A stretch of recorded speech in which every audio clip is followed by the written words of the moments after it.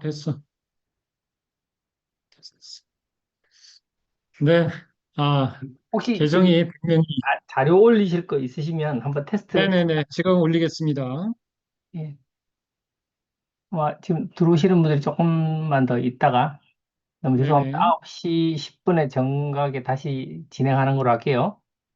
네. 지금 주소가 여러 팀에 막 나눠져서 다시 들어갔다 오는 바람에 네. 예, 화면 공유는 잘 됩니다. 예.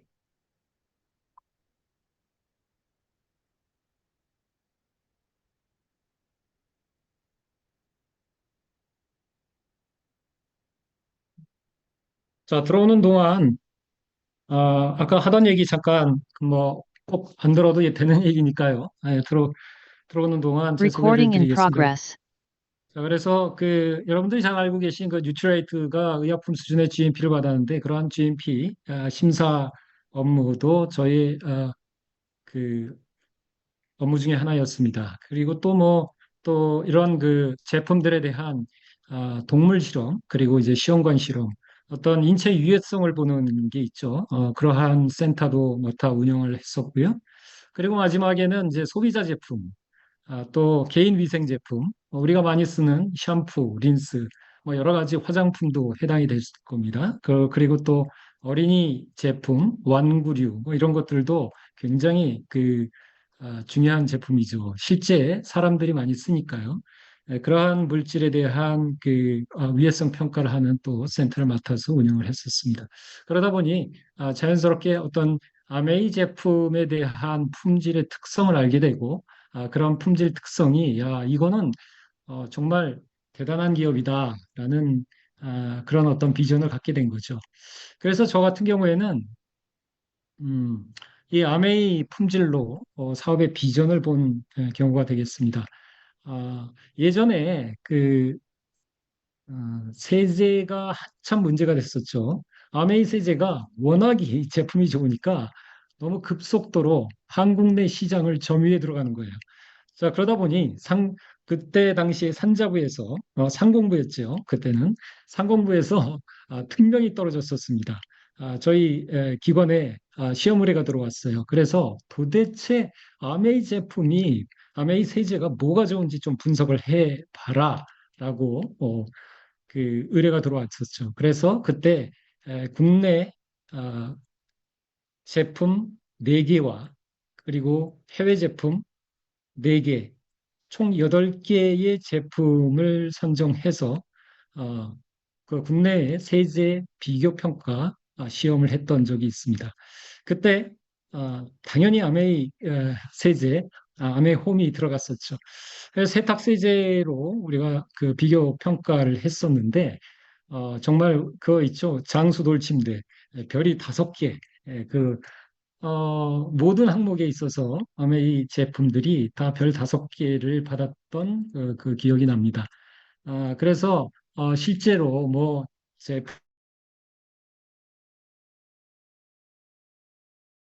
실제 세탁을 했을 때 나오는 그런 그 제품, 우리 섬유의 결례도 다시 얘기해서 해지는 정도죠. 여러 번 빨래를 하면 이제 섬유가 손상이 되니까요. 그리고 또 세탁력, 그리고 또 여러 가지 어떤 5, 6종류에 대해서 그 항목에 대해서 테스트를 했는데 거기에 대해서 다 거의 만점에 가까운 평가를 받았었죠. 그래서 그런 보고서 제가 그때 거의 입사해서 한 3, 4년 차였던 것 같습니다. 밑에서 열심히 조력의 그런 어떤 업무를 받았었었는데 그랬던 기억이 납니다. 자, 거의 대부분 다 들어오신 것 같으니까 또 이제 본론으로 한번 들어가 보도록 하겠습니다. 오늘 말씀드릴 사항, 뉴 이스프링이죠. 이스프링이 정말 저희 처음 사업을 했을 때의 모델에서부터 시작해서 2번이 바뀌었습니다. 아, 정말 요번에 나온 제품들은 더욱더 강화된 제품으로 나왔는데요. 정말 클리어리 베터, 두 제목과 같이 정말 명확하게 좋아진 점들이 눈에 보이죠. 자, 그러면 우리가 들어가기 전에 먼저 왜 그러면 우리가 물이 그렇게 중요한가에 대해서 먼저 빠르게 한번 복습을 하고 넘어간다. 여러분들이 아시지만 한번 복습을 한다는 개념으로 보시죠. 마시는 물이 얼마나 중요한가라는 거죠. 인체 70% 이상은 수분이라고 합니다. 잠시 제가 포인트 옵션으로 금방 자, 인체의 70% 이상은 수분이라고 합니다. 그리고 혈액의 90% 이상, 근육, 뇌의 약 75%가 수분이라는 거죠. 그만큼 물은 생명의 기원이라는 얘기입니다. 자, 여기에서 보면 우리가 1%만 부족해도 갈증이 생기죠. 자, 2%가 넘어가면 뭐가 되냐면 만성 탈수라는 단계로 들어갑니다. 그런데 실제 8%가 넘어가면 생명의 위협이 이제 생기기 시작하는 거죠. 그래서 우리가 물은 정말 그 우리 인체의 베이스도 되지만 우리가 인체로 들어가는 모든 영양 성분의 그런 운반체도 되고요. 그리고 또 그런 어떤 베이스가 된다는 개념에서 굉장히 중요한 어, 그러한 그 어떻게 보면 뭐 6대 영양소에는 들어가지 않지만 오히려 0대 영양소라고 봐야 되지 않을까요? 자, 그런데 우리가 그 물을 마셨을 때 어떤 경로를 통해서 들어가는지에 대해서 쭉 한번 보시면 입으로 우리가 물을 마시면 입안에 세균, 미생물을 끌고 내려가죠. 물에 쓸려 내려간 세균이 위에 닿은 뒤에 대부분 위산에 대해서 사멸당합니다. 그렇지만 또 그렇지 않은 경우에 우리가 또 장까지 내려가는 경우도 있죠. 물은 성대를 촉촉히 적셔가지고 목소리 잘 되도록 하고요. 식도 점막에 잔류하는 수분이 연동 운동을 도와서 식사할 때 음식물이 부드럽게 내려갑니다. 그만큼 소화에도 필수적이죠. 그리고 위에 도착하면 강한 산성인 위액이 다소 희석되죠. 그러나 물이 위산을 중화시키는 건 아닙니다. 그래서 실제 우리가 식후 식전 30분, 식후 30분 후에 먹는 게 좋다고 하죠. 그리고 소장은 마신 물의 80%는 소장에서 흡수돼서 정맥을 거쳐서 혈액이 되는데 이게 가장 중요합니다. 그래서 우리가 마신 물이 과연 우리 혈류로 얼마나 한 번 빠르게 들어가느냐 30초분이 걸리지가 않는데요. 그만큼 진짜 초스피드로 우리 혈액 속으로 바로 공급이 됩니다. 소장에서 흡수되고 남은 물은 대장으로 내려가서 대변을 묽게 하죠. 그래서 물의 일부는 또 대장 정맥을 거쳐서 2차로 몸에 흡수가 됩니다. 그래서 변비가 있으신 분들은 또 변이 좀 딱딱하게 되는 경우가 있죠. 자, 그다음에 혈액은 온몸의 세포, 영양분, 수분을 공급한 후에 노폐물을 다시 싣고 돌아오죠. 그래서 심장, 방광을 거쳐 소변이 돼서 몸 밖으로 배출을 합니다. 자, 그러다 보니 우리가 물이 부족하게 되면 신장과 방광 기능들도 굉장히 안 좋아집니다. 여기 나오죠. 우리 몸이 물에 흡수되는 시간이 어떻게 될까요?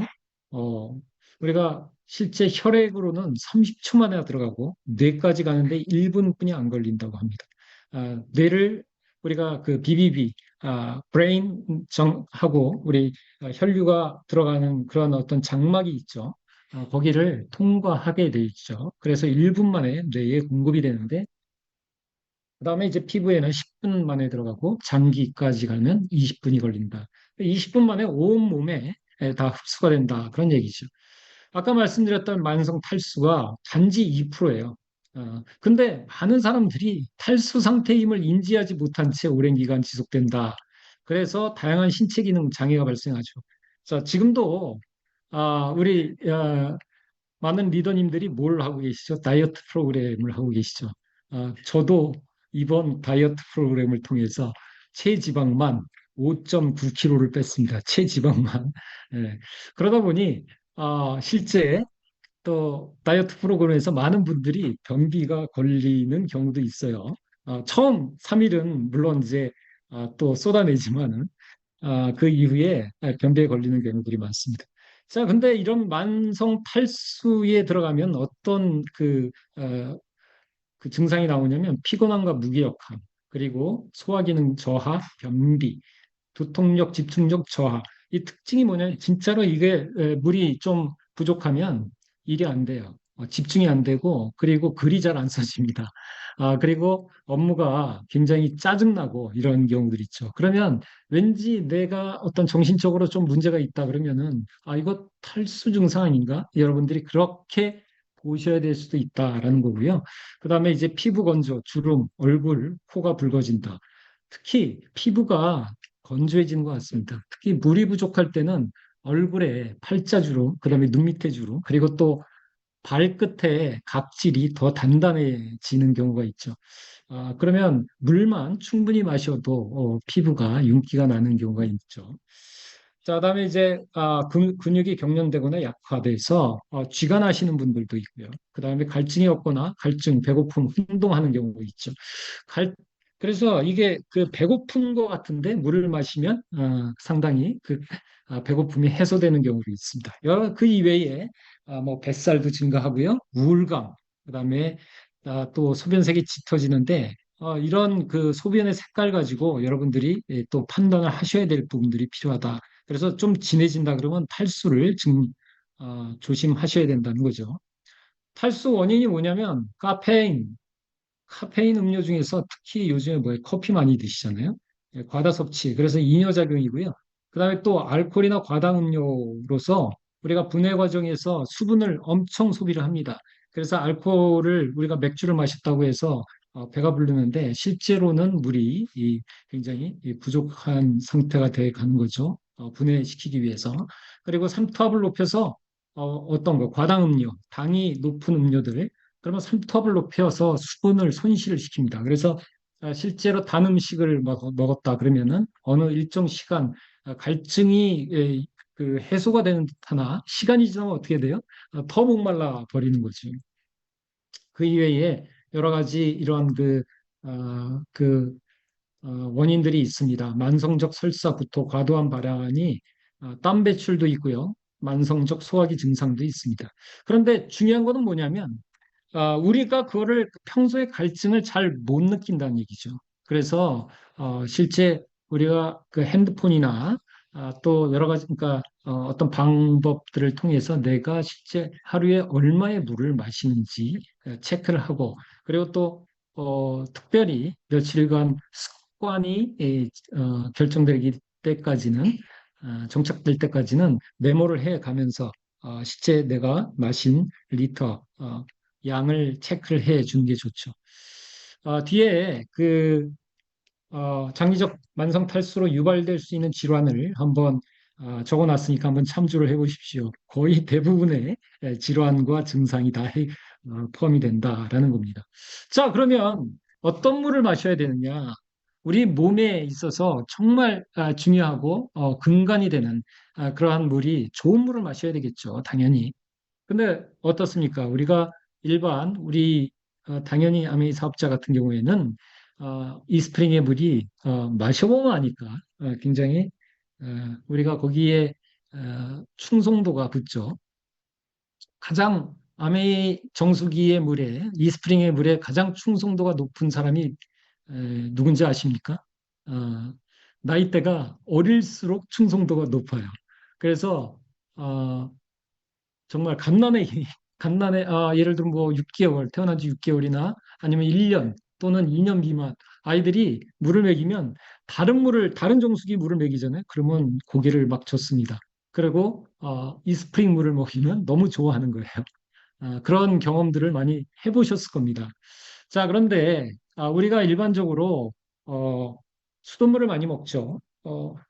한국의 수돗물, 저희가 이런 수돗물 관련해서 여러 기관들하고 협업도 맺고 또 실제 그런 어떤 채수를 통해서 수돗물에 대한 분석 의뢰도 받고 그렇습니다. 근데 우리나라 수돗물이 전 세계적으로 품질은 굉장히 상위권이에요.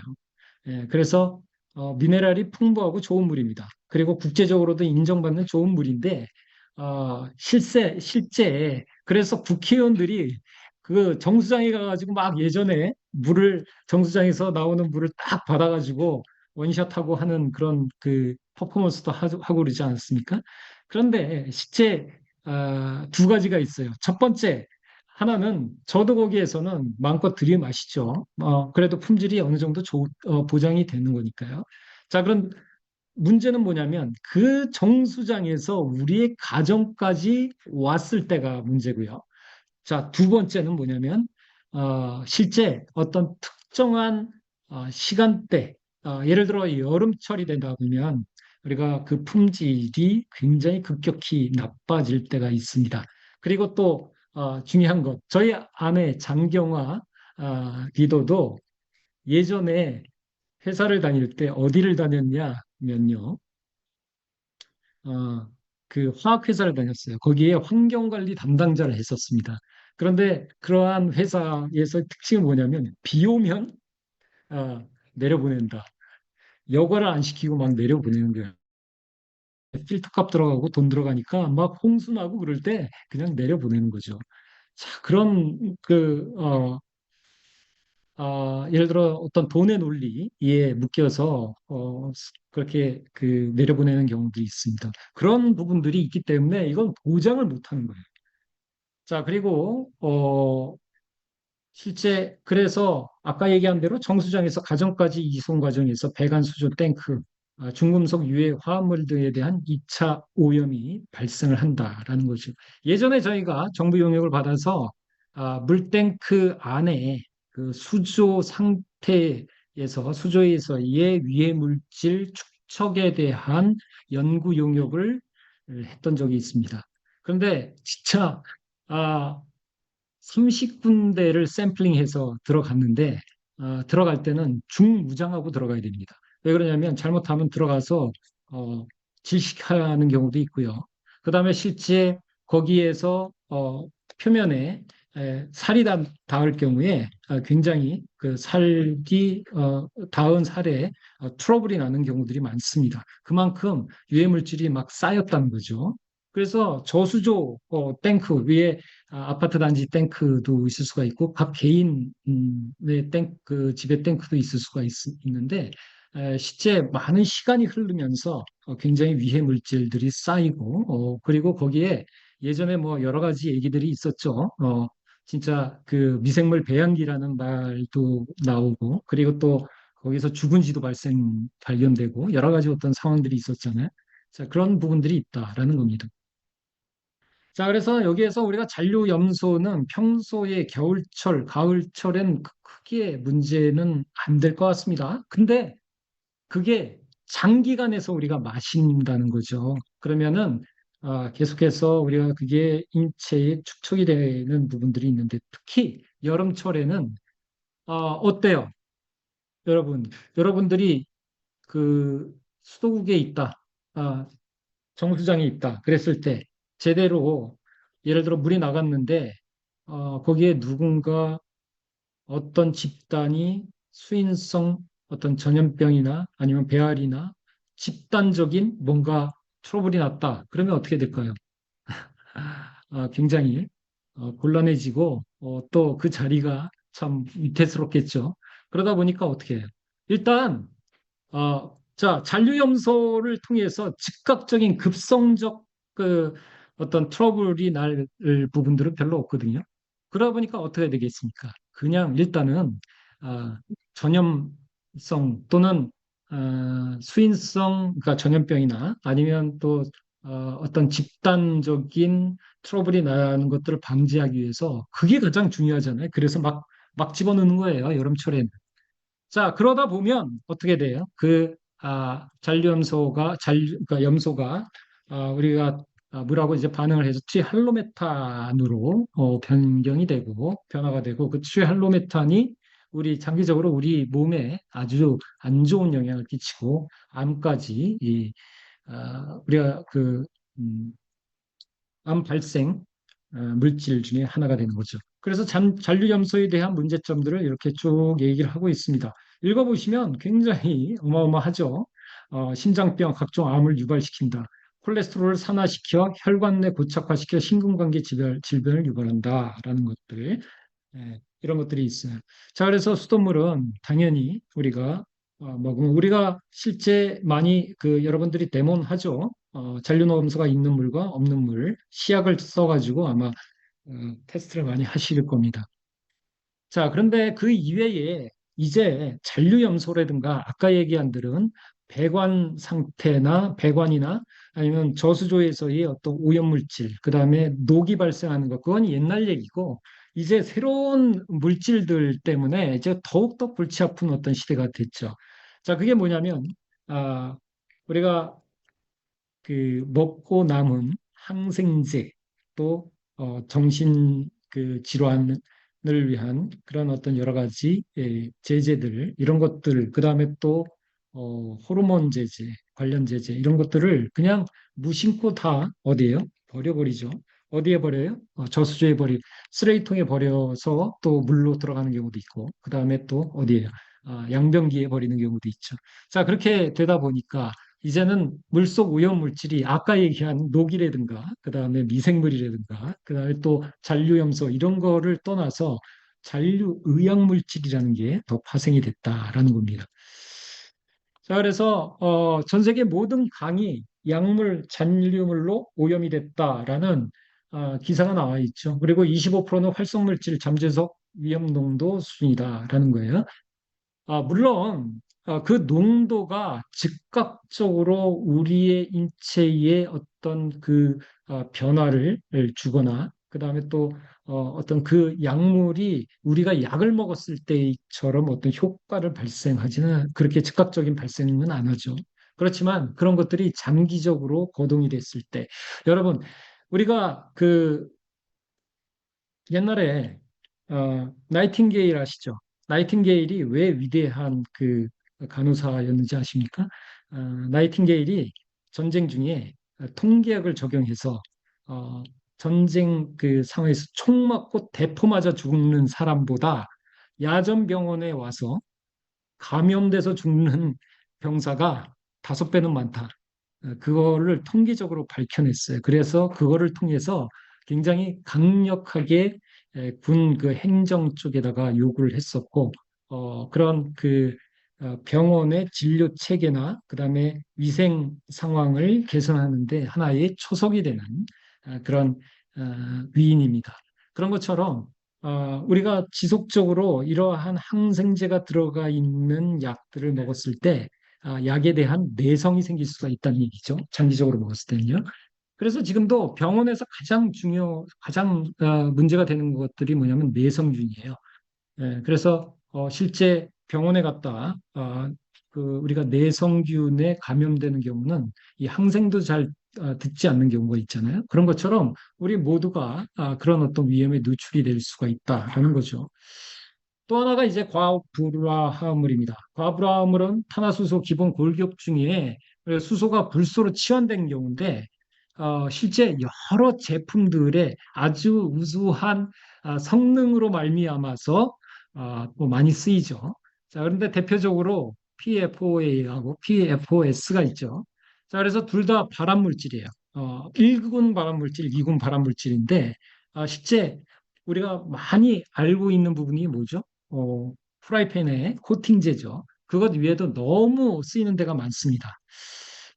뭐, 예를 들어서 옷감에도 쓰고, 옷감을 우리가 염색을 하는 과정에서 나오는 것도 있고요. 자, 하나의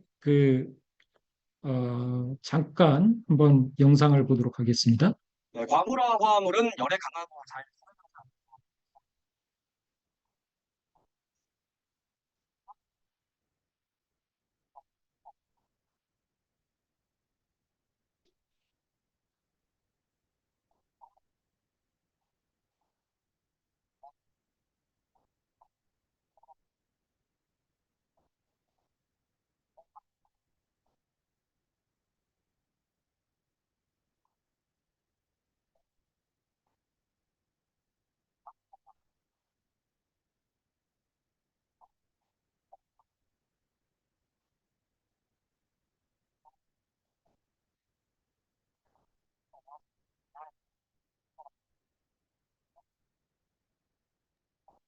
예, 너무 죄송한데 소리 공유가 안 돼서 사운드가 안 나와요. 아,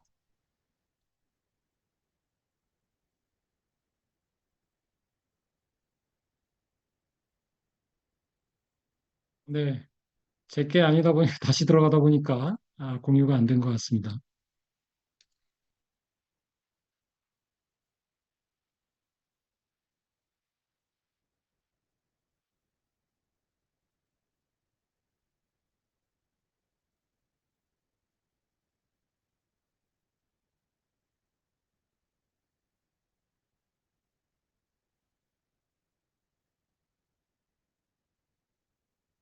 네, 과부라 화합물은 열에 감기가 이렇게 길다 보니까 계속 쌓이는 거죠. 우리 몸에 그 내분비계에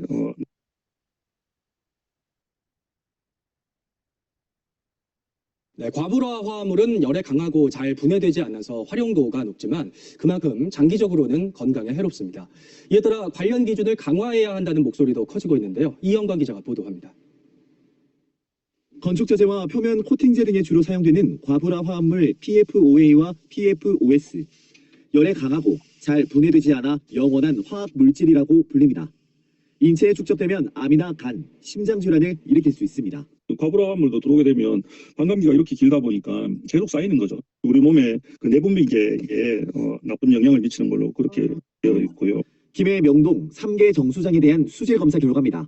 최근 2년 동안 분기별 검사에서 PFOA와 PFAS가 17차례 검출됐습니다. 같은 기간 창원 대산과 마산 7서 정수장에서도 각각 4차례, 1차례 검출됐습니다. 적게는 리터당 8나노그램부터 많게는 30나노그램까지 현재 환경부가 정한 해당 물질 감시 기준인 리터당 70나노그램을 초과하지는 않습니다. 하지만 국제 기준과 비교하면 이야기는 달라집니다. 미국 환경보호국은 건강과 안전에 대한 우려로 지난해부터 관련 기준을 리터당 4나노그램을 넘지 않게 했습니다. 국내 기준보다 무려 17.5배나 더 엄격한 셈입니다. 이 기준을 적용하면 경남 정수장 4곳을 포함해 최근 2년 동안 전국 정수장 103곳 가운데 20곳이 1회 이상 자, 네, 과부라 좀 전에 들은 거를 본다면 어떨까요? 실제 우리 한국 사람들은 미국 사람들보다 그 과불화물에 대한 분해 능력이 17.5배는 더 좋은 것 같습니다. 그렇기 때문에 기준이 아직은 그렇게 미치지 못하는 걸까요? 아, 자, 그래서 실제 지금 이 과불화물이 미국 기준으로 본다면 전국적으로 기준치 이상이 된다라는 그 어떤 심각한 부분들이 있죠.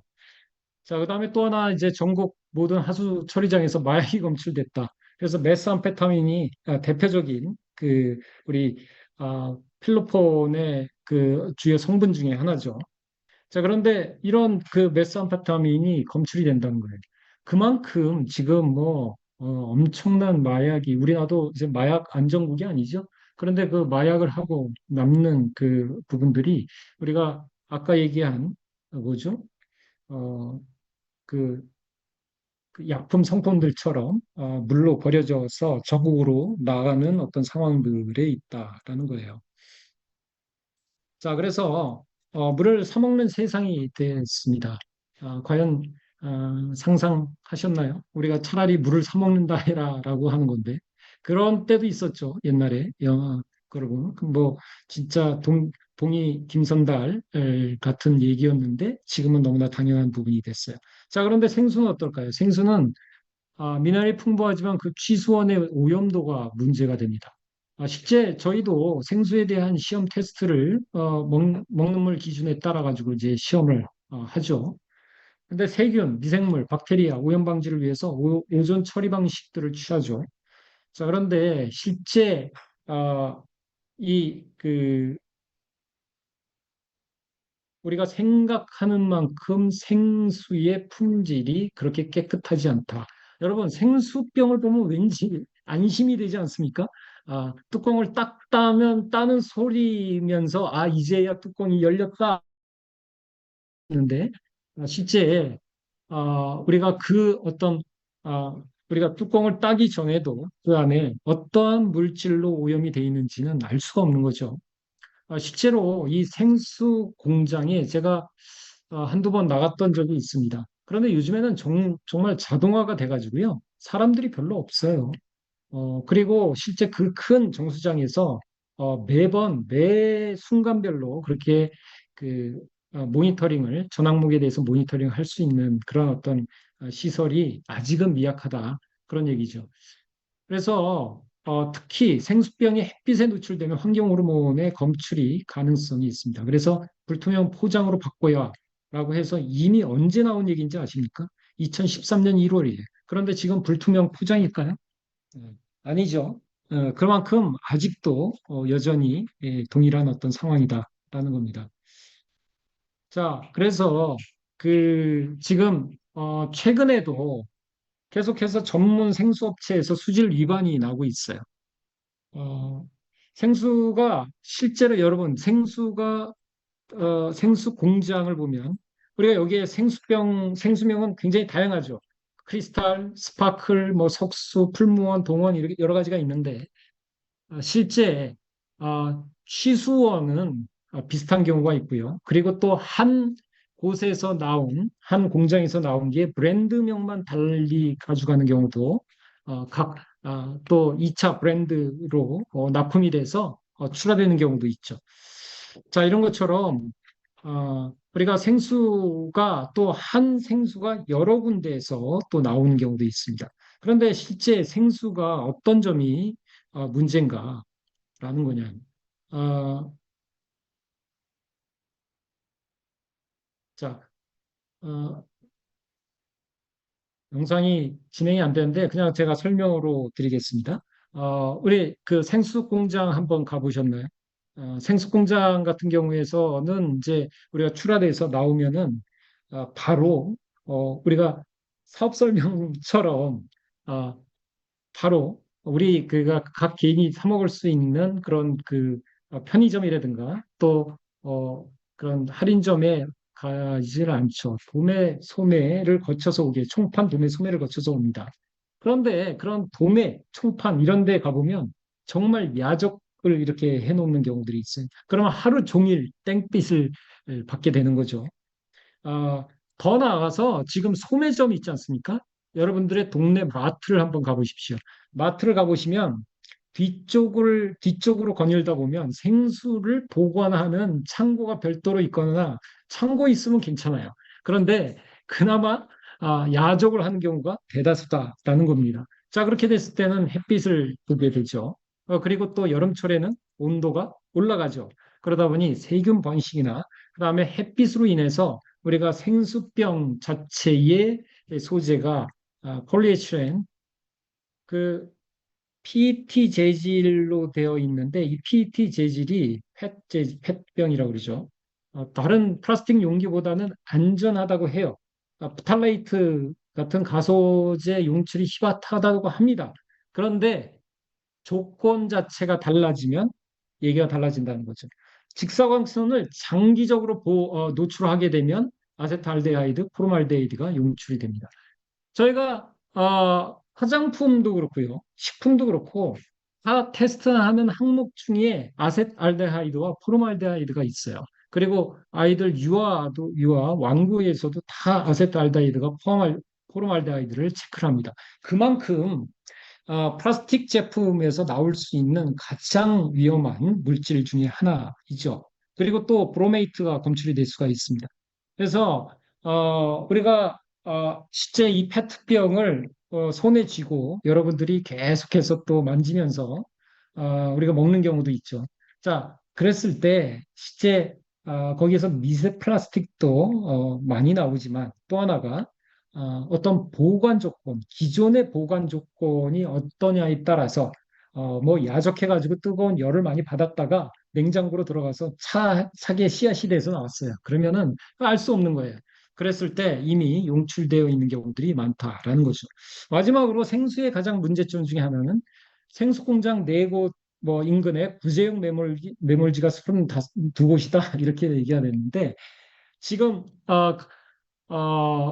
뭐 올해는 발생을 안 한 것 같아요. 그렇지만 연마다 뭐냐면 그 조류독감, 그다음에 구제 이런 것들이 계속해서 발생을 하죠. 자, 그러면 어떻게 돼요? 그거를 메모를 할 때가 필요해. 그러면 메모를 할 때 그냥 메모를 안 해요. 밑에다가 다 포대기 깔고 그다음에 완전히 방수 처리하고 메모를 합니다. 그런데 어, 우리가 여기 보시면 실제 이러한 그 크게 웅덩이를 파고 거기에다가 돼지 부재역 걸린 거를 다 쓸어 넣는다고 쳐봐요. 그러면 그리고 이제 묻어버린다는 거죠. 그렇게 되면 어떻게 될까요? 이제 썩어 들어가겠죠. 그러면 압력이 가스가 팽창을 하게 됩니다. 그것들이 일정 이상 과도하게 되면 이제 방수 처리하는 게 터지고 그러한 썩은 물들, 썩은 그 유체들이 이제 타고 취수원으로 흘러 들어가게 간다는 얘기예요. 자, 그러면 여기에 기사에 난 거예요. 경기 샘물공장 구제역 매몰지 현황 어떻게 다 겹치고 있죠. 자, 그러면 실제 어저께까지는 괜찮았어요. 어저께까지는 괜찮았는데 오늘 그게 유출이 될 수도 있다는 얘기예요. 어느 순간, 그거는 언제인지 모른다라는 겁니다. 그래서 어떻게 보면 시한폭탄과 마찬가지라는 얘기죠. 우리가 관수정은 우리가 물을 뽑아내는 관수정은 한계가 있는데 실제 또 그렇다고 해서 굉장히 깊은 곳에서 물을 뽑아낸다 하더라도 우리가 한 번 오염이 된 그러한 수원은 밑에까지 계속 타고 내려가는 거죠. 자, 그러면 자, 그런 경우에도 끓여 먹으면 괜찮냐는 얘기죠. 예. 자, 그래서 실제 우리가 그런 오염원이 있을 때는 끓여 먹어도 그거는 문제가 있습니다. 그리고 또 아까 얘기한 또 프탈레이트 성분이라든가 그리고 또 우리가 녹에 의한 중금속 이런 부분들 물론 일부 아까 얘기한 그 잔류염소 같은 거 날아갈 수가 있겠죠. 근데 그 이외에 중금속이라든가 그런 어떤 오염원 뭐 아까 얘기한 구제역에 의한 그런 어떤 오염들 이런 것들은 끓인다고 해서 문제가 되는 건 아니죠. 그러니까 다 정화가 되는 건 아니죠. 그래서 이제 끓여서 먹으면 안전하다는 거는 진짜 옛날 얘기가 되고 요즘에는 그런 분도 안 계신 것 같아요. 그러면 정수기를 쓰잖아요. 그런데 렌탈 정수기를 많이 쓰죠. 그런데 많이 없어졌습니다. 역삼투압 방식이 많이 없어졌어요. 그럼에도 불구하고 아직 10개 중에서 6개는 역삼투압 방식입니다. 또 하나가 뭐냐면 대중시설 있죠. 여러분들이 회사에서 받아먹는 그러한 그 정수기는 거의 대부분 역삼투압이 아직 많이 차지하고 있습니다. 그래서 다중시설 같은 경우에는 이제 아직도 역삼투압이다라는 거죠. 근데 여러분들이 잘 아시다시피 미네랄까지 다 걸러버리는 거죠. 그래서 우리가 미네랄이 없는 물의 문제점은 상성수가 된다는 얘기예요. 물론 미네랄 자체가 없는 것. 우리가 미네랄을 식품으로도 섭취할 수 있고, 그다음에 또 하나 뭐죠? 뉴트리엔트를 통해서 섭취를 할 수도 있죠. 그런데 물에 있는 녹아 있는 그러한 미네랄이 가장 흡수가 빠르게 되는 미네랄이죠. 그래서 실제 이온화된 그 미네랄이기 때문에 가장 흡수가 빠릅니다. 그런데 이런 그 미네랄 없는 물을 계속하게 마시게 되면은 궁극적으로는 몸에 부정적 영향이 가해지는 것이고 또 하나가 뭐예요? pH 7.4로 우리가 유지를 해야 되는데 계속해서 산성화된 물을 마시게 되면 심혈관계에도 굉장히 안 좋게 된다는 겁니다. 자, 그래서 우리가 멤브레인 필터가 대부분 아예 자기네들이 이렇게 표기를 하고 있어요. 무기이온 물질 등을 제거한다고. 어, 왜? 표기를 해야 되니까. 결국 멤브레인 필터, RO 필터를 통해서 나온 물은 무기이온 물질들을 제거합니다라고 명기를 해줘야 돼요. 그런데 미네랄이라 그러면 조금 그렇잖아.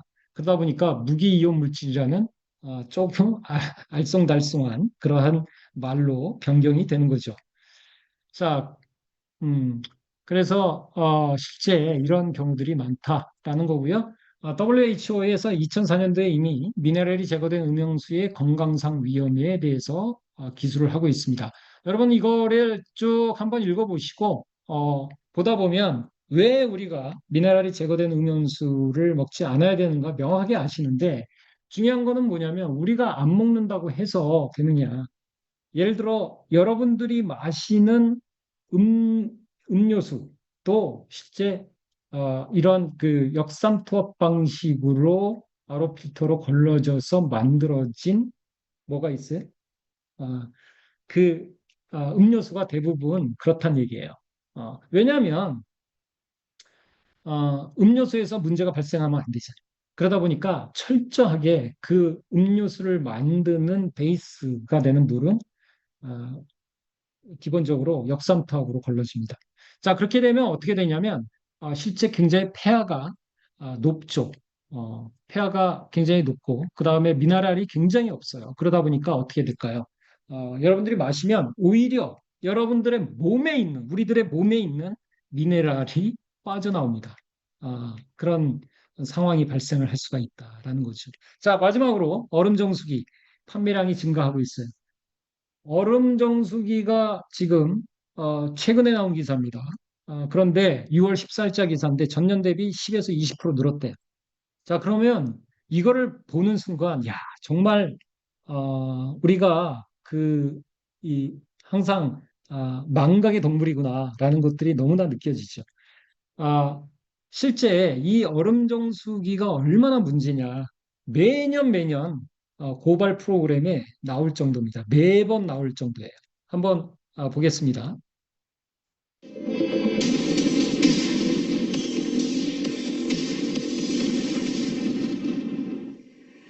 여름철 더 빛을 발하는 게 얼음 정수기죠. 이 제조사 말대로 정기 점검해서 사용하면은 위생에 문제 없지 싶은데 그게 아니었습니다. 소비자 탐사대 송지우 기자가 정수기 속을 들여다봤습니다. 컵만 닦아대면 와르르 얼음이 쏟아지는 얼음 정수기. 제조사가 장기 관리해줘 편하게 쓸 수 있다고 홍보합니다. 그런데 3년 넘게 얼음 정수기를 써온 한 소비자는 최근 뚜껑을 열어보고 깜짝 놀랐습니다. 방문 관리를 받고 2달 후 다시 보니 내부 얼음틀에 시커먼 이물질이 가득했습니다. 여기 새까맣고 윤기가 칠만지랑 곰팡이가 올라오고 있는 거예요. 보니까 얼음 트레이가 썩어 있고 속에는 시멘찮은데. 냉장고에 달린 얼음 정수기 이용자도 비슷한 상황을 호소합니다. 관리사가 다녀간 뒤인데도 얼음이 나오는 구멍 주변부터 이물질이 덕지덕지 붙었습니다. 당연히 관리 잘 해주실 거라고 생각을 해. 인터넷 등에도 얼음 정수기 위생에 불만을 토로하는 글이 이어지는데 얼음 정수기는 대림기 부위는 온도가 낮고 주변 자, 중간에 끊었습니다. 자, 왜 이런 상황이 발생을 하느냐? 결국 뭐냐면 우리가 온도를 내리려고 그러면 열을 빼서야 되겠죠. 그러면 열을 뺐으면 한쪽은 굉장히 차가워지고 다른 쪽은 굉장히 뜨거워지겠죠.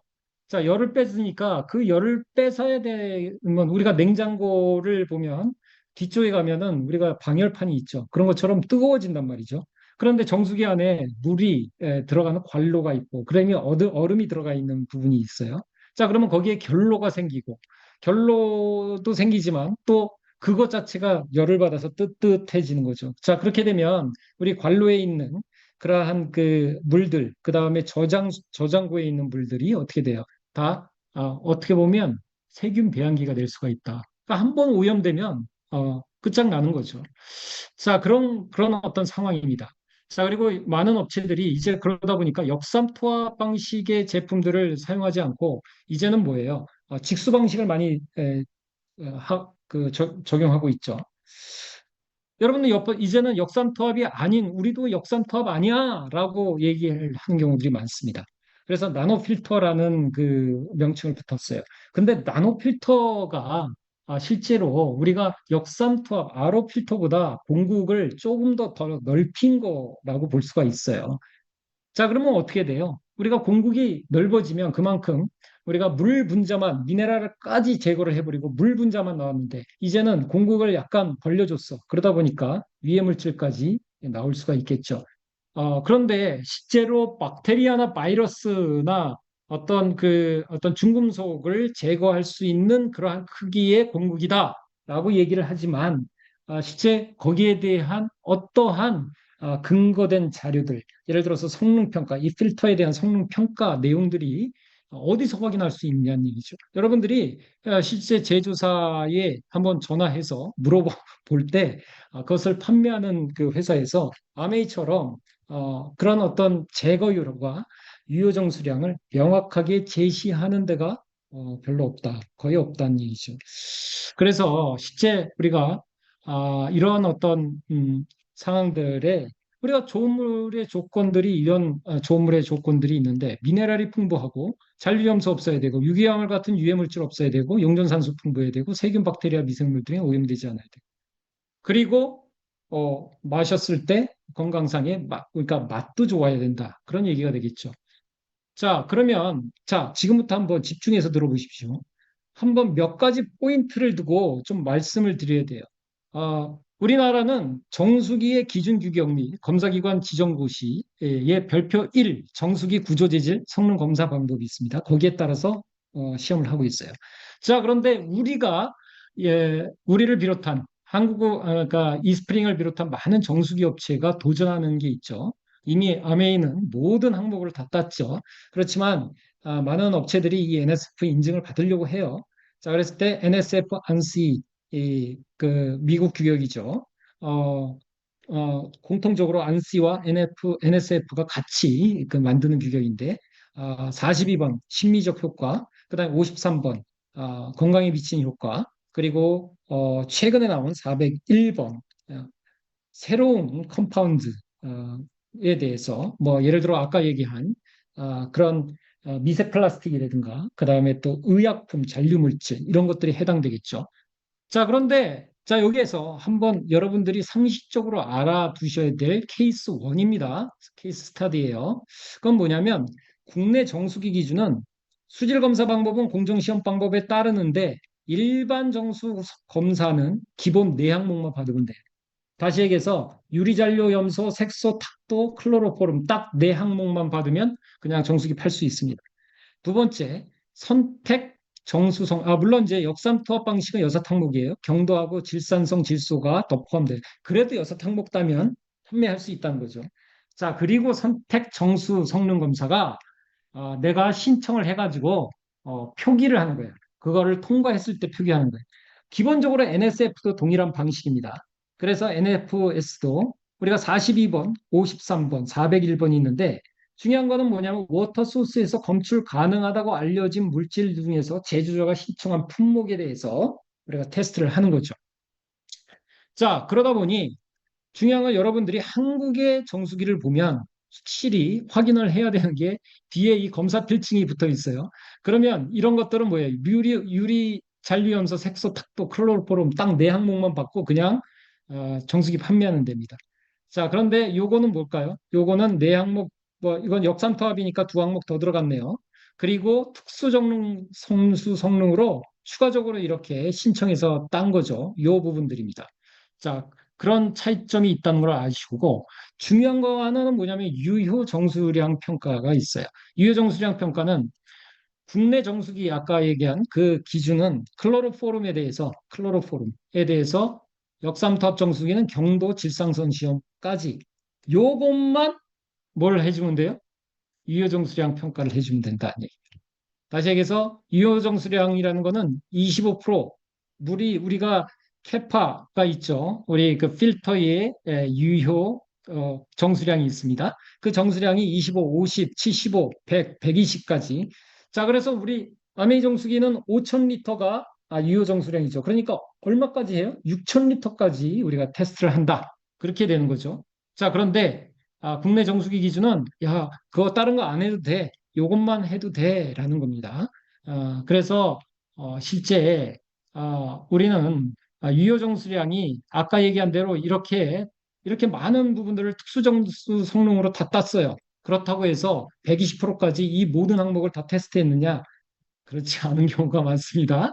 자, 그래서 실제 요 네 항목만, 세 항목만 시험한 경우들이 대단히 많다.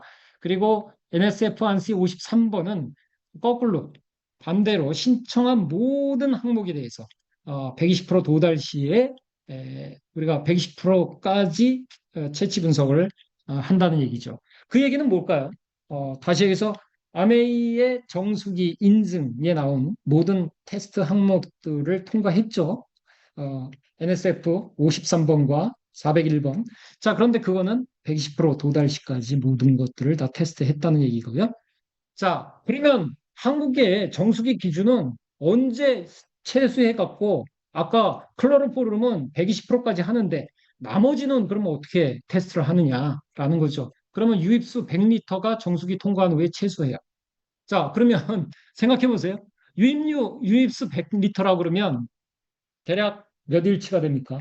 4인 가족 많이 쓰시는 분들은 하루에 10리터 이상 드시죠? 자, 그런데 그러면 열흘치 정수기 통과한 후에 채수. 그 다음에의 성능은 어떻게 될까요?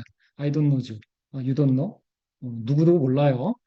자, 그리고 대신에 안시 53 NSF 인증은 아까 얘기한 대로 모든 항목에 대해서 120% 이상의 평가를 받는다. 이스프링은 6,000리터가 되는 거죠. 자, 그래서 실제 우리가 유량계가 없는 경우는 200%까지 해야 되는데 사실 유량계에 많은 제조사들이 유량계를 안 집어넣어요. 우리는 어떻게 해야 돼요? 핸드폰으로도 확인하죠, 요즘에. 그런데 왜 그런 유량계를 넣지 않을까? 이해가 안 가죠. 유량계가 그렇다고 해서 굉장히 고난도의 기술일까? 그렇지 않습니다. 유량계 요즘에 그렇게 비싸지도 않아요. 추가한다고 해서 대량으로 비싸지도 않은데 왜 그러냐? 그거는 쉽게 해서 경제적 논리죠. 유량계가 있는 경우는 아메이 이스프링처럼 꼬박꼬박 그때 딱 돼서 불 들어오고 필터 가세요 이렇게 얘기가 나오잖아요. 자, 그런 정수기 있어요. 그런데 많은 정수기들이 아직 그 유량계를 안다는 이유는 대략해서 6개월에 한 번씩 가르세요. 1년에 한 번씩 가르세요. 이렇게 되는 거죠. 그래서 또 경우에 따라서는 코디가 와서 또 갈아주는 경우도 있고요. 자, 그런 여러 가지 어떤 것들 때문에 유량기를 또 채용 안 하는 데도 있습니다. 자, 그래서 중요한 것, 우리 NSF 53번, 401번은 우리가 워터소스에서 검출 가능하다고 알려진 물질 중에서 모두에 대해서 120%까지 제거율을 검증했다. 이 스프링은 6,000리터까지 시험한다. 그래서 새로운 이 스프링이 이렇게 나왔죠. 기억나십니까? 요 모델. 저는 요 모델부터 썼는데, 지금 요 모델을 거쳐서 지금 새롭게 나왔죠. 아마 이 모델은 국내에서는 안 나왔고, 바로 이쪽으로 넘어가는 걸로 알고 있습니다. 약 40년에 걸친 과학 혁신, 그리고 수처리 분야의 선도, 최고 수준의 성능, 정말, 어, 그, 세계 최대의 넘버 원 가정용 정수기라는 것만 봐도 알죠. 자, 그러면 우리가 이 새로운 정수기의 핵심 자체는 우리가 이전에 이스프링 그 전 모델하고 거의 같아요. 그렇지만 조금 더 강화가 됐다. 어느 부분에서 아까 얘기한 53번 NSF 53 401번에서 거르는 항목들이 더 추가가 됐다라는 거죠. 자, 미세 플라스틱과 과부하 불화화물 잔류의약품 설명을 드렸었습니다.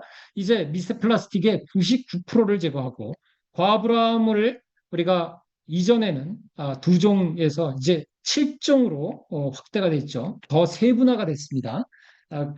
그리고 신종 의약품은 19종으로 늘어났어요. 그래서 더 많은. 자, 그런데 핵심은 뭐냐면 우리가 이전 모델에서 어떤 그 성능이 아직 미약해서 그거를 하지 못했느냐 그게 아니고요. NSF 인증 기준에 부가적으로 더 들어간 거예요. 그래서 아메이는 당연히 더 들어간 것도 전항목 인증을 초점으로 매져 가는 거니까 더 늘어 규격에서 늘어난 거를 다 또 이행해서 땄다라는 거죠. 자, 그래서 우리가 중요한 거 직수 방식. 아까 요즘에 다들 직수 방식 나오죠. 그렇지만 아메이는 처음부터 직수 방식이었습니다. 그러다 보니까 그만큼 필터에 대한 노하우가 다른 쪽하고는 비교가 안 되겠죠. 자, 다음으로 깨끗하다. 그래서 실제 우리가 중금속과 유기화 물은 완벽하게 걸러내고 또한 반대로 미네랄은 통과하는 그 부분들이 우리가 NSF 인증을 통해서 신종 물질까지 확대가 됐다. 그리고 또 하나가 편리하다. 그래서 실제 영상 보신 분이 있죠. 초등학교 2학년도 갈고 그다음에 65세 할머니, 70세 할머니도 갈고 그것도 굉장히 짧은 시간 안에 갈게 더욱더 편리해졌어요. 옛날에 진짜 허벅지에 힘이 세야 됐었는데 그런 허벅지 힘이 없어도 금방 갈 수 있는 체제가 됐습니다. 자, 그리고 중요한 게 이겁니다. 자, 포인트 두 번째 나갑니다. 빠르게 정수된 물은 식수는 물론 생으로 먹는 과일, 야채 씻을 때 그리고 요리를 할 때 생활 전반에 편리하게 사용할 수 있습니다. 여러분들이 얘기하는 것 중에 가장 흔한 게 뭐예요? 쌀이 처음 우리가 씻으려고 할 때 그 물을 확 흡수를 한다. 그러면 거기에 중금속이나 유기화 물질이 있으면 당연히 안 좋죠.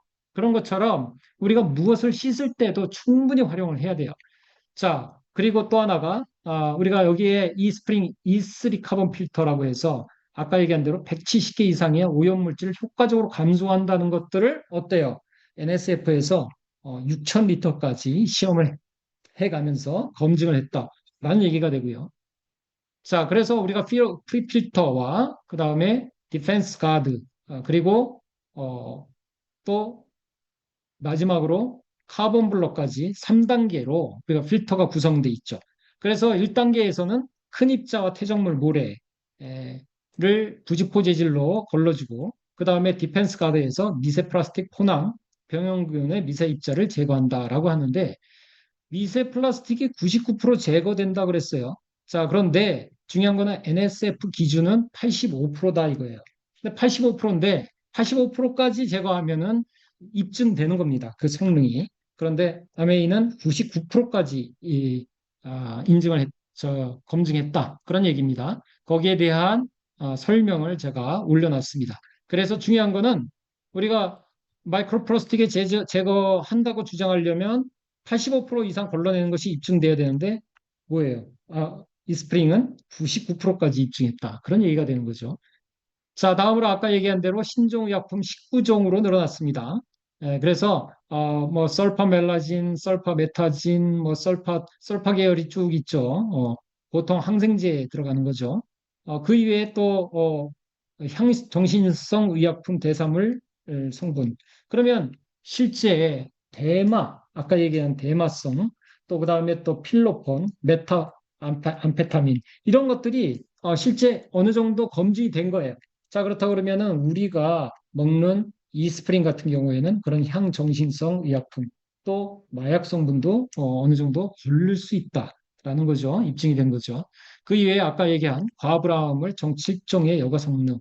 그래서 요 두 개뿐만 아니라 추가로 하위 5종이 됐었는데 이거는 규격에서 추가된 것들을 딴 것이다라는 거죠. 자, 마지막으로 또 우리가 필터가 아주 UVC 레드 기술을 통해서 어떻게 돼요? 옛날에는 UV 램프였어요. 근데 지금은 UVC 레드, LED죠. LED가 세계 최초로 NSF 인증을 받았다라는 겁니다. 근데 이거의 장점은 뭡니까? 여러분들이 다 아시다시피 매년 1년마다 갈 필요가 없다. 그럼 한번 우리가 세팅이 돼서 설치가 되면 10년간 보증이죠. 그렇기 때문에 그 예전처럼 매번 갈 필요가 없죠. 99.9999 거의 살균을 넘어서 멸균의 수준입니다. 99.9999%는 10의 마이너스 6승이, 마이너스 6승이 멸균 수준입니다. 그 다음에 바이러스는 99.99, 그 다음에 미생물, 포낭이죠. 포낭, 낭종, 99.99% 거의 완벽하게 제거를 한다. 그런 얘기가 되는데, 왜 그렇게 될 수밖에 없느냐? 이거예요. 강도와 그 다음에 파장입니다. 그래서 아메이는 그거의 최적 구간을 찾아냈다라는 것. 그것들이 가장 중요한 기술력이 되겠습니다. 그래서 예전보다 25% 에너지 절약하면서 10년간 작동, 그 다음에 램프 팩이 없는 환경 친화적이죠. 그래서 또 필터 교체 비용도 줄어들었습니다. 자, 그래서 이렇게 검증된 성능 42번, 53번, 55B, 401까지 완벽하게 커버리지하고 있다. 그런데 자, 여기서부터 또 귀를 기울여 주십시오. 강력해진 정수 성능. 근데 어디서 인증했는지가 중요하다는 얘기예요. NSF가 직접 실험하고 인증한 정수기다. 그래서 NSF 직접 테스트입니다. 그 다음에 이거 뭐예요? 워터 퀄리티 WQA 들어보셨죠? 아메 이것도 땄어요. 근데 이거는 뭐냐면 거의 많은 업체들이 제출 자료로 확인하는 경우들이 많아요. 자, 두 가지가 있습니다. 첫 번째, 직접 테스트 의뢰해서 테스트를 통해서 받는 경우. 두 번째, 자신들이 테스트한 그러한 결과 또는 공공기관에서 공신력 있는 기관에서 테스트한 결과를 또는 자신들이 테스트한 결과를 제출해서 검증받는 경우. 자, 그런 경우들이 있는데, 물론 이제, 우리가 한국에서도 테스트한 기관들이 있죠. 자, 그런데, 한번 보죠. 케이스 두 번째입니다. 국내 굴지의 정수기 C사가 있어요. NSF 다 땄다고 기사가 나옵니다. 인증을 받았다고 기사가 나와요. 자, 그런데 실제 NSF의 목록에 들어가 보면 NSF 42번. 그것도 뭐예요? 구조에 대한 거예요. 주장이 없어, 클레임이 없어요. 주장이 없어. 다시 얘기해서 여기에 conform to the material, structural, integrity requirement only. 구조적 안전성만 테스트를 받았다. 그 얘기예요. 그럼 이것도 reverse osmosis drinking water treatment system. 구조에 대한 부분이죠. 자, 딱 하나, drinking water treatment unit, 필터레이션을 받았어요. 그런데 뭐만 받았어요? 염소 제거, 맛, 냄새 개선. 그래서 42번에 해당하는 부분만 받았어요. 자, 여기에 납은 뭐냐면 무연 기준, 쉽게 해서 정수기 필터에 들어가 있는 소재에 납이 없다. 그런 얘기예요. 소재에 대한 부분이라고 볼 수가 있습니다. 자, 그래서 없어요. 그런데 이 스프링은 뭐예요? 자, 실제 모든 항목들을 다 땄죠. 이게 안시, NSF 53번. 자, 인증 쫙 땄습니다. 여기 아메이가 있죠. 자, 그 다음에 두 번째. 여기에 특이하게 K가 있죠. K가 뭐예요? 코리아. 다시 얘기해서 아메이는, 그 나라 제품 물을 떠와가지고 공수해가지고 다 분석을 하는 거 아니에요. 그래갖고 그 나라 물을 가장 효과적으로, 제거하는 필터를 만든다. 그런 얘기예요. 자, 그래서 여기에 B에 K도 있고요. J, 재팬도 있고, C, P, 싱가포르도 있고, T, 대만도 있고, 쭉 있습니다. 알아두시면 좋겠어요. 자, 그랬을 때 서비스 갤론, 서비스가 뭐예요? 갤론으로 1320. 다시 얘기해서 거기에 3.758이 정도 곱하면 딱 5000리터가 나오는 거죠. 자, 마찬가지로 401번. 딸 수 있는 모든 항목들을 다 땄다. 보시면 됩니다. 자, 그런데 C사는 어디에서 땄냐? 아까 얘기한 이거. 여기에서 땄어요. WQA. 여기에서 땄다는 얘기예요. WQA는 뭐예요? 아까 얘기한 대로 우리가 자료 제출로서 딸 수가 있다. 그런 얘기죠. 자, 그런데 자료 제출로 땄다라고 하면은 사실 우리가 챗GPT한테도 물어봐도 바로 나오지만 WQA하고 NSF에서 우리가 실제 NSF 인증은 없고 WQA 인증만 있다. 그랬을 경우에는 NSF 인증만 있는 것보다는 훨씬 공신력이 떨어지고 실제 자료 제출로서도 가능하기 때문에 그런 어떤 마케팅적으로 많이 그 부분들로 활용을 한다. 이렇게 나와 있습니다. 자, 그런데 여기에서 여러분들이 초점을 가져야 되실 부분이 있어요. 캐파시티입니다. 얼마예요? 165, 150. 아니, 필터가 말이에요. 165야. 그런데 아까 이건 얼마예요? 우리 거는 1320. 그러면 165, 150분이 안 돼. 150 갤런이라 그러면은 거기에 3.75를 곱하면 대략 뭐 한 5,500리터 정도 될까요? 500리터, 600리터 되잖아요. 자, 그거 가지고 필터가 600리터 지나면 또 필터를 갈아야 돼? 근데 그 이상은 뭐예요? 우리가 검증이 됐다, 안 됐다? 안 됐다. 그러면은 뭐예요? 거꾸로 생각해 보세요. 캐파시티를 줄여버리는 거야. 어떻게? 음, 더 늘리면은 불합격 날 가능성도 많아지죠. 일단 일반적으로 캐파시티를 줄여서 신청한 대로 시험을 하니까 그러면 둘 중에 하나죠. 정말 번거롭게 이 필터를 매번 갈아야 된다. 이거 아니면 예를 들어서 뭐 한 달, 두 달에 한 번씩 갈아야 돼요. 이것대로 한다 그러면 그렇지 않겠어요? 예. 그러면 두 달도 아니죠. 한 달 반 정도 될까요? 4인 가족에. 그러면 그거 아니면 일부러 이렇게 캐파시티를 좀 줄여가지고 통과될 부분들이 되게 하겠다라는 또 의지도 엿보이게 되는 거죠. 자, 이런 게 있어요. 자, 그래서 여기에 요 모델이 교환 주기 12개월이 됩니다. 근데 12개월 각이 나오나요? 165리터 갤런 여기에 3.75 곱하면 한 600리터 되는데 각이 나옵니까? 안 나오죠? 네. 자, 다음으로 요거는 또 요 밑에 있는 거는 또 아까 얘기한 대로 나노 필터 형태예요. 자, 나노 필터 형태인데 이건 6개월 주기랍니다. 조금 나요. 그런데 이렇게 버전시 나와 있습니다. 6개월, 12개월. 자, 그러면 한번 일당 제가 따져보니까 0.45리터 정도 하루에 그러면 450 밀리리터 그러면 생수병 큰 거 하나도 안 되는데 1리터짜리도 안 되는데 그쵸? 자, 이거는 0.83리터 그거 가지고 밥 씻고, 아니, 물 먹는 것도 안 될 것 같은데, 4인 가족이요? 그렇기 때문에 원래 그들이 주장하는 6개월 주기, 교환 주기. 그런데 그렇다고 그러면 그만큼 캐파시티를 늘려서 거기에 맞게 검증을 받아야 되지 않을까? 앞뒤가 안 맞잖아요. 네, 그런 부분들이 좀 우리가 확인돼야 될 어떤 사항들이다라는 거예요. 마찬가지입니다. 자, 그렇게 해서 우리가 인증 항목과 그 다음에 유효 정수량 이것들을 우리가 확인을 해야 된다. 이거는 뭐예요? 401번이죠. 자, 이것도 마찬가지죠. 자, 그런데 여러분들이 많이 아는 S 있어요, S. S. 그거는 NSF에서 인증받았습니다. NSF에서 인증받았어요. 그런데 몇 밀이에요? 330갤론. 그래서 유효정 수량으로 본다 그러면 한국 아메이의 이스프링의 몇 분의 1입니까? 대략 3, 42, 4분의 1뿐이 안 되죠. 그렇다 그러면 정말 그 입증된 주기로 본다면 한국 아메이가 우리가 실제 1년 주기로 갈고 그다음에 1320갤론이니까 5000리터마다 우리가 보증을 하죠. 그래서 왜 그래요? 유효정수량 120%까지 검증한 거니까. 그런데 이거 120%까지 검증을 했다 하더라도 그래서 330 갤런 나왔다. 그러면 거기에 3.75 곱하면 대략 3, 4만 9, 3, 4, 12, 한 1200 정도가 되는 거죠. 1300. 그러면 3분의 1뿐이 안 된다. 그런 얘기가 되는 거예요. 그런 것들이 어떤 진짜 차이가 있다는 겁니다.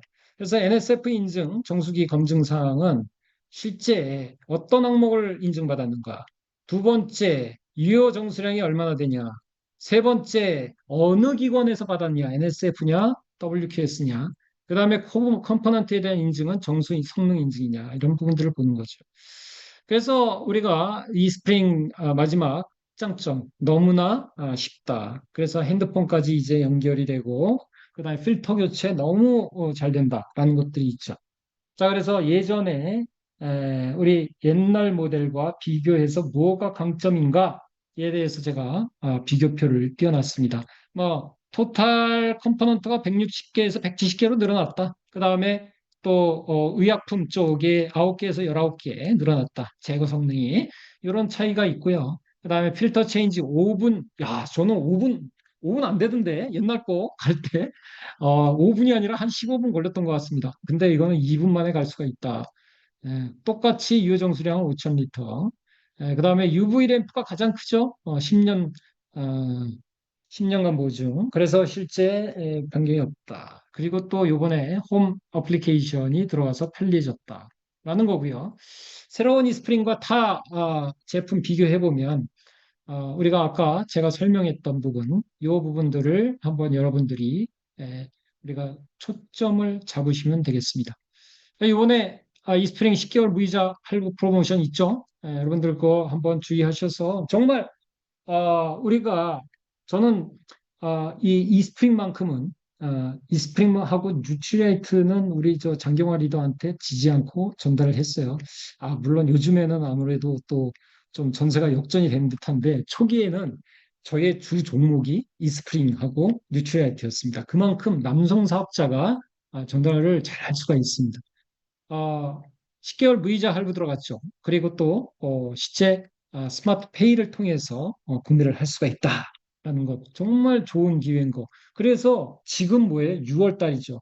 이제 곧 여름철 이미 여름철이죠. 지금 우리가 가장 그 정수기가 전달이 많이 될 때가 지금 시즌입니다. 요번에 제가 참 그 뭐죠? 저기 다이어트 프로그램을 통해서 체지방을 18.5에서 12.6 거의 5.9kg를 뺐어요. 작년에는 마이크로바이옴 정말 여기에서 이렇게 상향을 시켰죠. 분석 완료가 23년 이제는 또 할 때가 됐습니다. 그래서 이렇게 탄수화물만 여러 가지 항목들이 다 좋아졌는데 자 봐봐요. 탄수화물이 여기에서부터 이렇게 확 늘어났 너무 좋아졌죠. 단백질 하위권에서 맴돌다 상위권으로 왔습니다. 네, 이런 어떤 경험들.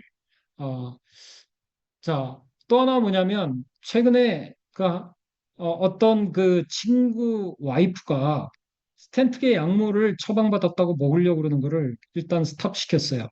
그리고 LDL이 높다고 해서 무조건 나쁜 게 아니다.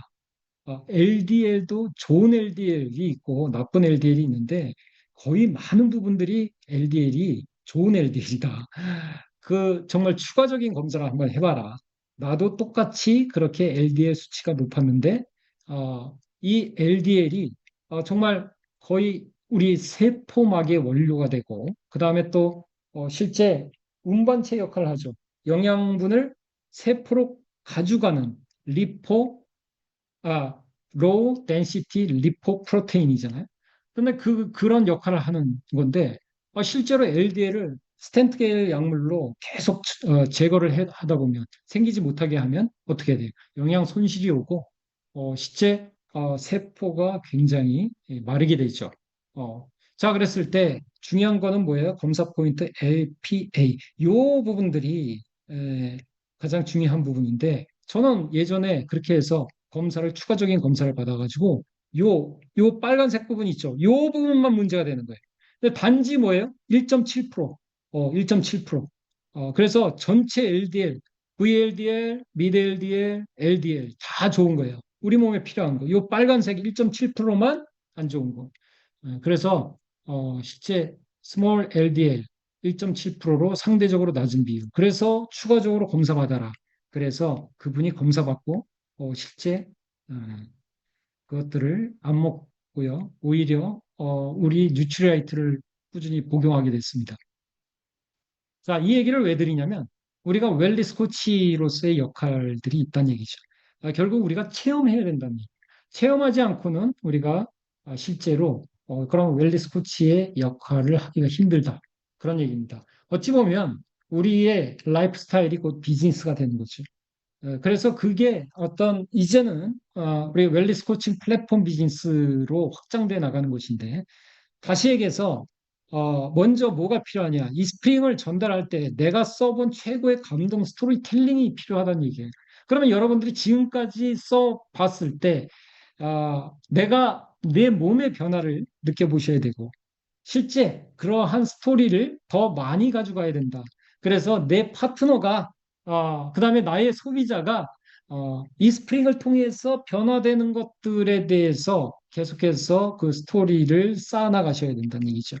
자, 그랬을 때 그 부분들이 굉장히 그런 어떤 웰니스 코칭을 할 수 있는 굉장히 강력한 도구가 된다라는 거고요. 확고한 타겟, 올바른 정수기가 우리는 있잖아요.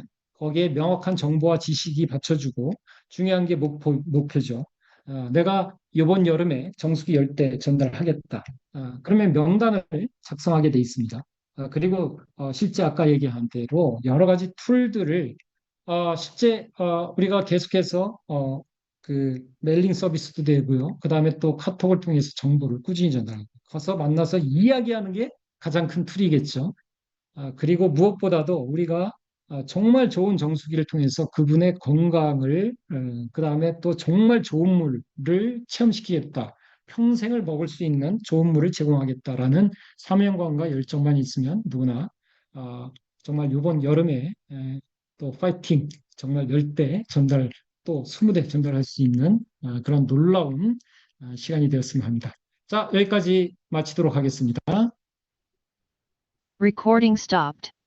예, 어, 밤늦은 시간, 짧지 않은 내용, 그리고 방대한 그 데이터들을 가지고 저희들한테 너무 설명을 잘 해주셨죠. 그리고 또 마지막 엔딩, 정수기 전달에 대한 목표까지 역시 다이아몬드이십니다.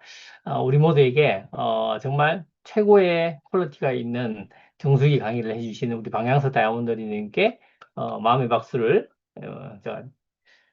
다 음소거 돼 있어서 수고하셨고, 우리 방향선 리더님의 도움을 받아서 우리 또 정수기 지금 프로모션 하고 있으니까 열심히 한번 달려 가셨으면 좋겠고, 또 나중에 우리 리더님 뵙게 되면 감사하다고 인사하는 우리가 됩시다. 너무너무 수고하셨고, 감사합니다. 이상 마치도록 하겠습니다. 감사합니다.